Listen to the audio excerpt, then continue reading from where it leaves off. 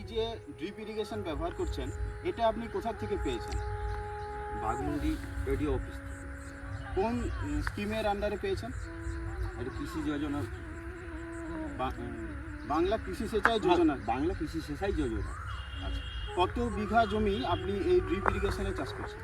আমি আগেতে করতাম কম জমির মাধ্যমে, এখন কিন্তু আমরা চাষ করি 3 একরের মতো। এই যে দেখছেন, আগে আমাদের এই সময়টাতে জলের অনেক কম ছিল, কারণ কম জলে তো অত কিছু চাষ করা যাবে না, কিন্তু এখন করা যায়। 100% জল বাঁচানো যায়। আমাদের এটাতে আগে যেমন পরিমাণে জল লাগেছিল, সেটার থেকে জল অনেক বাঁচত হয়। 70% ধরেন জল কম খরচ হয়, কারণ হ্যাঁ 70% জল আপনার কম খরচ হ্যাঁ হচ্ছে। কম খরচ হয়। আচ্ছা, ড্রিপ ইরিগেশন আপনাদের গ্রামে আর কেউ চাষ করছে কি? হ্যাঁ আছে, আমার সাথেই আছে আরও 8-9 জনের মতো। আগে জল দিতে গেলে বিঘা প্রতি কত টাকা খরচা হচ্ছে?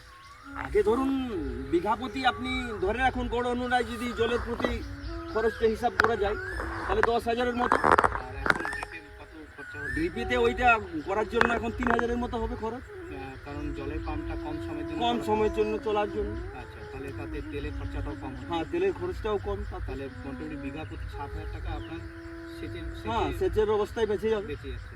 আর এটার মাধ্যমে সারও দেওয়া যায়। সারও দেওয়া যায়, তাহলে চাষিকে একটা লিকুইড খাওয়ারও দেওয়া যায়, লিকুইড খাওয়া পাওয়া যায়। খাওয়ার পাওয়া যায়।